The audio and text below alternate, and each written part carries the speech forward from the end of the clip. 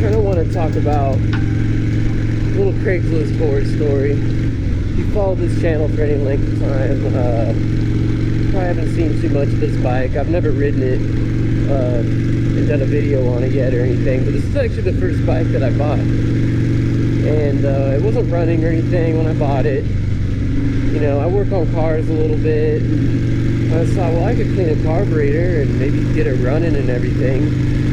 And it did start running. Just a little carb rebuild kit, it was going. And I had ridden it, you know, to the store, you know, to the gas station and stuff a couple times, not too much. I've definitely put a lot more miles on my Nighthawk, if you've seen that one. But then one day, I was just about to leave my house, just idling, probably, you know, 2 or 3 miles per hour, and we have a couple speed bumps on my street. I kind of just sort of touched the front brakes just a little bit, and the front end dives, and the caliper completely locks up on me.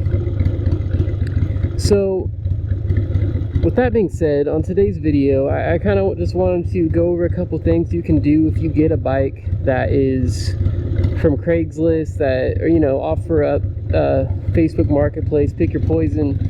A couple things you can do to protect yourself from anything, you know, bad happening with a bike that has been sitting for a while. Things that you can check.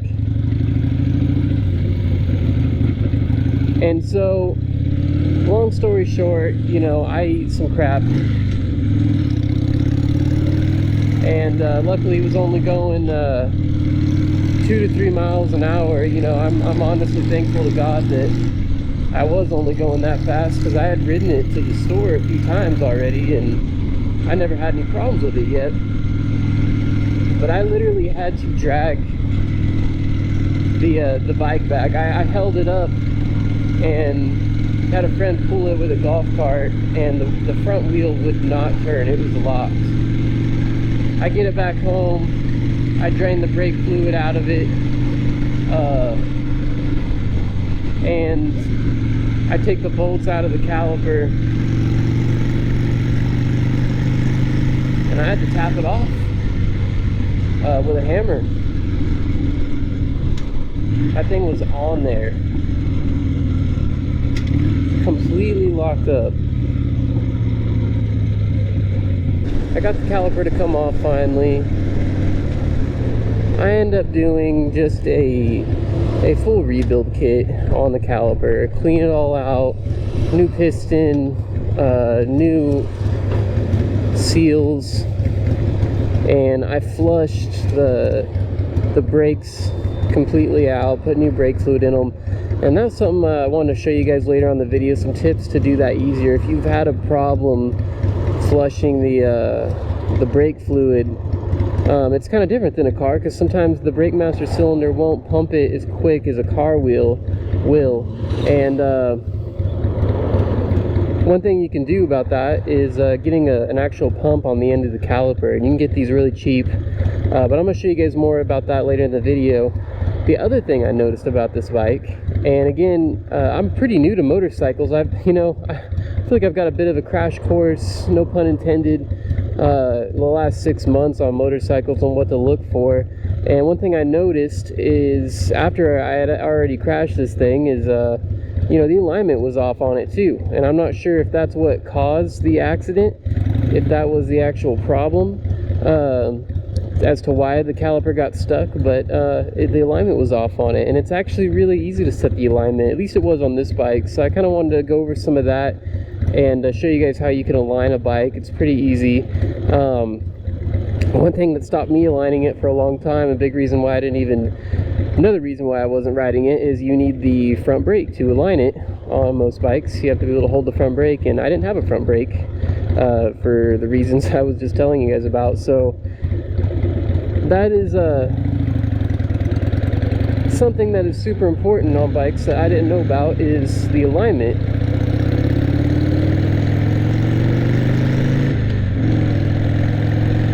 and you got to be checking it. When I got my Nighthawk, if you've seen, you know, I featured that on this channel before. If you've seen that, I don't even play with that one. I looked at it, it started right up, I liked it, but you know, it had been sitting for a long time, and the owner's like, yeah, you can ride it home. And just after everything I had went through with this one, I thought, you know, I'm just gonna trailer this thing, actually get it back to home base. And I just bled the clutch, brake systems, you know, let's not even play with it. I don't want to mess with that anymore, you know what I mean? And you don't really know, you know, you don't know what had been done to a bike before you got it.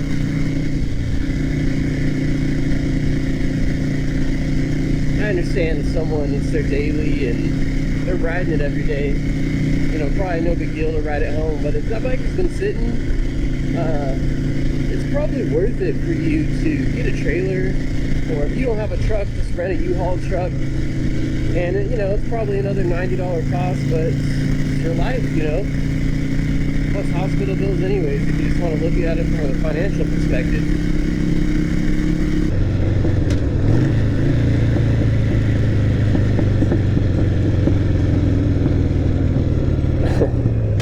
The pops are pretty nice on this. If you get it revved up enough, it actually does pop kind of nice.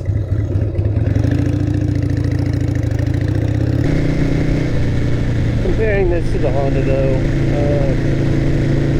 after you get used to it, it's really not so bad. I'd say the Honda's a little easier to ride, a little more forward position. I'm kind of a taller guy. I find the 883 is, you know, it's not cramped, but it's like instead of bending my knees, I'm bending right at the hip. It's kind of like what it feels like, I guess you could say.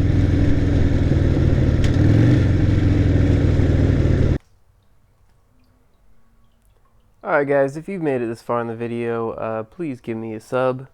But back to the brakes at hand here. This is what I've got going on. A little pump, and all I'm doing is pumping it up a little bit. See, get some back pressure on that thing. And the reason you do that is, see, I've got my wrench on there. I actually put the wrench over the hose like so. And this way, when you get a buddy to take the brakes, pump and hold that, have them hold it. This way you can come down here, bleed the pressure, and you're not relying on just your master cylinder. You actually got a pump doing that. They sell these at Harbor Freight. I've also heard that O'Reilly's has a really nice one, probably a lot nicer than the one I'm using here.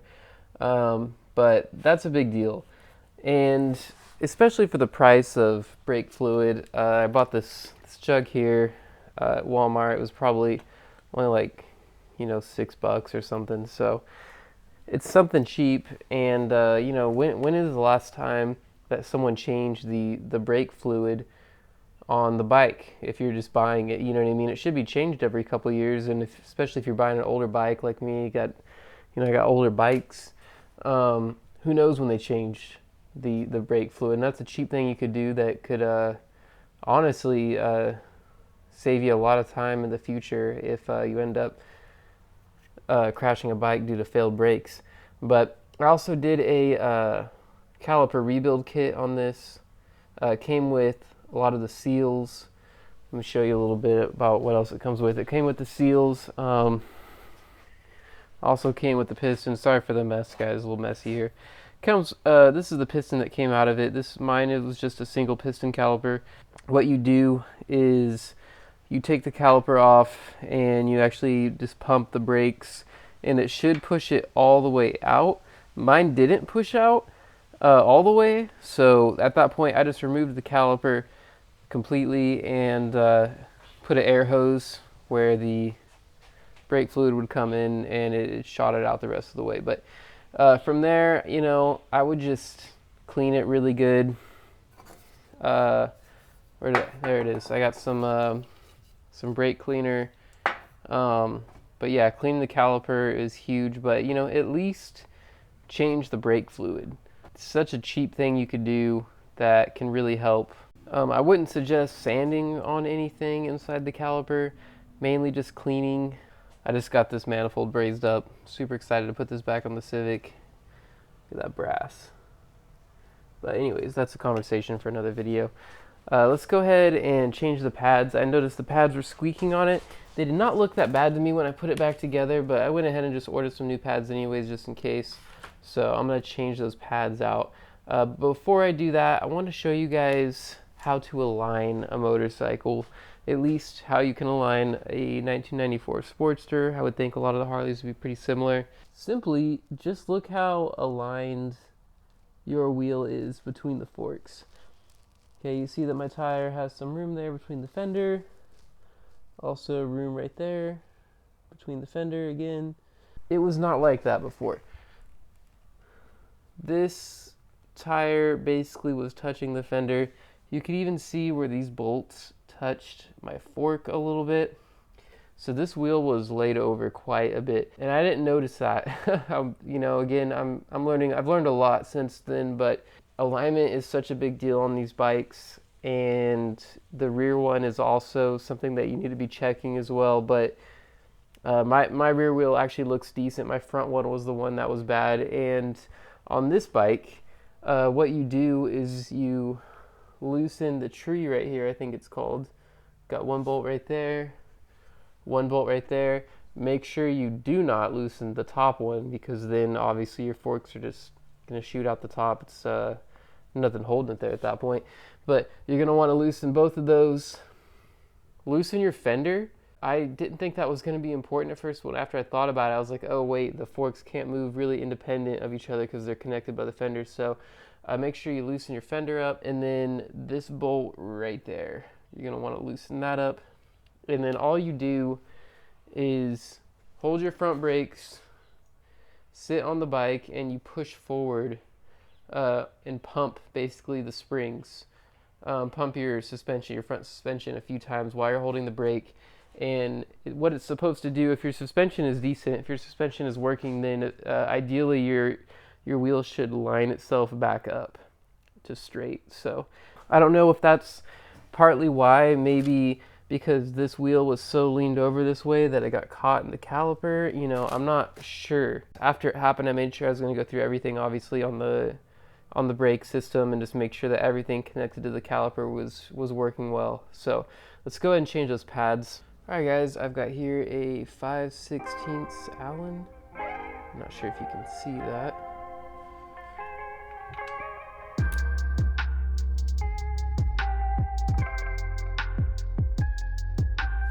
Alright, so I got the piston off here.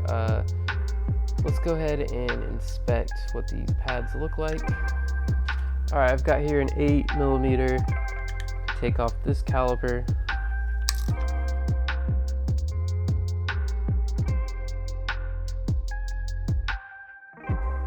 Probably gonna have to compress that piston. You know, to be honest, I'm not sure if these are just old or what, but they're squeaking like crazy, and they don't look like it's not like there's nothing there. You know, I'm sure someone might tell me keep running these, but I also see a crack right here. These do have a crack in them, and who knows how old they are, right? And besides the fact it's really not that expensive to get some quality parts, I got some new pads from J&P Cycles. I can link that site down in the description. You probably know about them, one of the biggest motorcycle websites. These ones did look a bit more worn down than the new ones, but not crazy bad that I can see. And one thing I didn't do when I reassembled my caliper is put some anti-seize on the back of my pads, and that probably would have helped with the squeaking. I don't know if that's common, but I just compressed it with my hand, so that's interesting. I've never been able to do that before on any car calipers. What I didn't do before, and maybe could have been what partly was causing them to squeak, is just putting a little anti-seize. Hopefully that'll knock down some of the vibrations and get these things to not squeak so bad.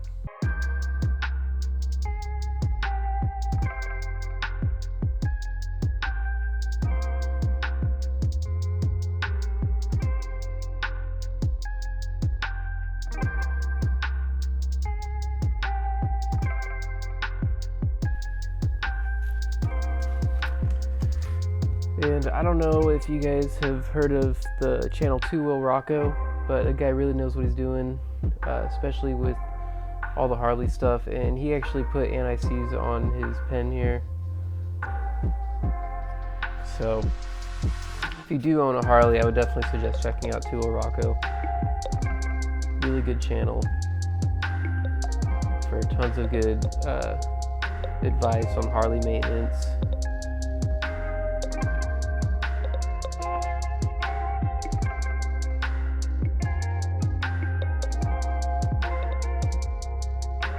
Alright guys, well I hope you got something from this video. That's my advice on how to hopefully prevent something catastrophic from happening on your bike. And speaking of safety, you guys should definitely check out this channel called Spite's Corner, where he just released a video about a lot of good advice on MSF safety course stuff. And I thought it was really interesting because I took my MSF and it made me think, like, how good would I be if I went back and took it again. So he gets into a lot of that stuff. You guys should totally check it out. Some good stuff over there. All right, well that's it for this one. Hopefully you guys got something out of it, and I'll see you in the next one. Bye.